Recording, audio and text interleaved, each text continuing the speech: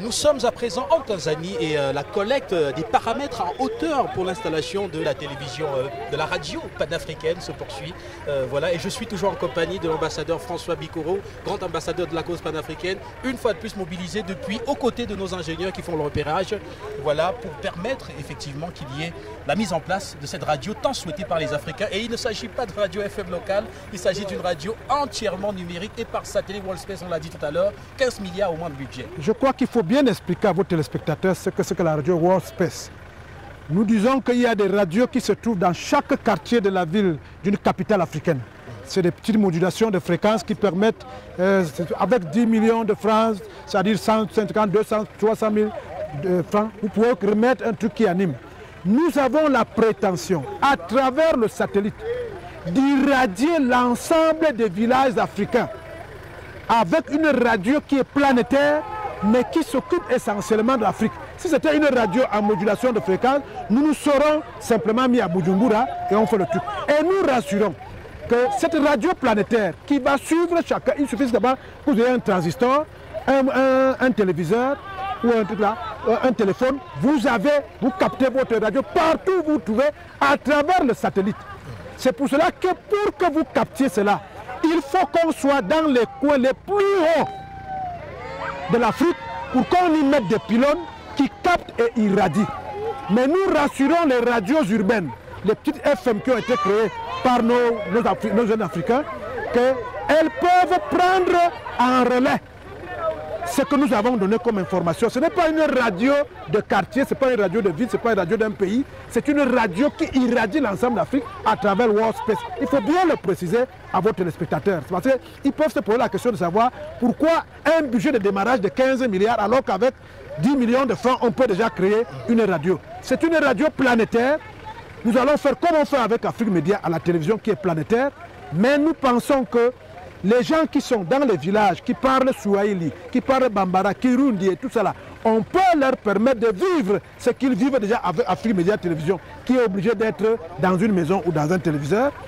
Nous pensons donc maintenant, il faut qu'on ait ça. C'est pour cela que de l'Afrique du Sud jusqu'à l'Afrique du Nord, en passant par l'Afrique centrale, nous essayons de faire en sorte qu'au moment où le projet sera lancé, qu'il n'y ait pas un coin de l'Afrique qui dise qu'il n'a pas été intéressé. Nous prenons donc tout ce temps que vous voyez là, avec toute cette caravane et des techniciens que vous voyez qui sont avec nous là, ils mettent les pylônes, ils voient comment tous les paramètres sont en train d'être pris en compte pour que lorsqu'on va lancer, que chaque village d'Afrique, ils sont au moins, on va commencer peut-être avec 100 000 villages, mais au moins la radio sera déjà complètement irradiée. Donc il faut que les gens soient clairs. Et je rassure toutes les radios qui sont en zone urbaine, en zone rurale, les petites radios communautaires qui aident les gens à faire le mil et le sorgho et tout cela, que non, nous ne venons pas pour prendre leur espace, au contraire, nous allons permettre à ce que chacun soit irradié, qu'il y ait une adhésion massive à ce que nous allons faire. Il suffit simplement d'avoir un petit transistor, vous ouvrez, vous avez la fréquence de votre pays à travers le pylône qui sera placé dans un des coins les plus élevés. En Afrique centrale, on a déjà le mont Cameroun, on a le mont Kilimandjaro. On s'est réparti tout à l'heure, quand on sera au Kenya, vous allez aussi voir. Bref, notre projet prendra jour dans quelques semaines, dans quelques mois. Nous ne voulons pas commencer quelque chose qui ne tienne pas compte des limites conceptuelles qui ont été celles des autres qui se sont mis en place. Mais nous pensons qu'une radio panafricaine, elle est la bienvenue parce que nous avons déjà pris les 15 premières années pour montrer ce dont nous sommes capables. À savoir que chaque fois qu'il y a une activité dans un pays, dans un coin de l'Afrique, nous ne laissons pas les autres venir parler de l'Afrique à notre place.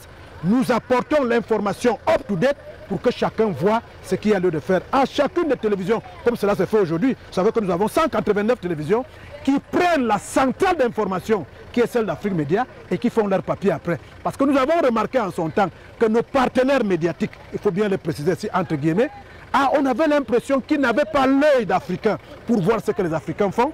Maintenant, nous voyons aussi qu'ils n'ont pas l'oreille d'Africains pour écouter nos cris des Africains qui disent nous voulons être libres, nous voulons des partenaires qui nous respectent. Nous pensons donc que nous passons à la deuxième phase de notre panafricanisme résurgent, celle d'amener le plus grand nombre à comprendre ce que nous voulons faire. Et dans ce sens-là, nous ne pouvons pas décourager ceux qui ont déjà commencé à faire ce petit travail. Nous ne cesserons jamais de remercier certaines autorités des pays que nous avons traversés, qui ont déjà compris, qui ont adhéré, Mais je sais aussi que vous allez me poser la question de savoir est-ce que les 15 milliards sont suffisants. On le dit toujours chez nous en Afrique, la cola, elle commence un seul bout, mais dès qu'on la sectionne en petits bouts, elle donne du goût à tous. Chaque patriarche qui rentre chez lui se rend à l'évidence qu'une seule cola a mis 14 patriarches ensemble. Si à la prochaine réunion, chaque patriarche amène une cola, on va avoir toute une ville, tout un village, toute une région, tout un pays, toute l'Afrique. Nous, on a déjà fait cet effort de comprendre le cri des Africains que la télévision ne suffit pas. Parce qu'il faut qu'on aille au travail, qu'on aille au champ. Vous nous avez dit de travailler d'aller au champ. Il faut que l'information panafricaine nous trouve dans notre champ. Eh bien, la radio panafricaine est là. Il appartient seulement à chaque pays maintenant de nous laisser traverser comme ça a commencé avec les pays de la région du Grand Lac. Et voilà, la grande convergence des masses panafricaines qui va se poursuivre avec la radio panafricaine, on l'a dit, entièrement numérique et par satellite et qui va irradier l'ensemble du continent africain. Je vous remercie François Bikoro tout en disant... Précisez à votre téléspectateur qu'à chaque étape, dès que nous arrivons dans un pays, on va leur faire montrer les beaux reliefs de ces pays-là pour qu'ils sachent que nous sommes très sérieux. Nous ne sommes pas en train de blaguer. Le travail que nous avons commencé, c'est un travail sérieux qui donne des résultats. Vraiment, on va aller jusqu'au bout. Qui continue de nous faire confiance. Merci beaucoup à vous. On va repartir en voiture et le périple se poursuit. Un nouveau site très certainement tout à l'heure. À très bientôt. Merci.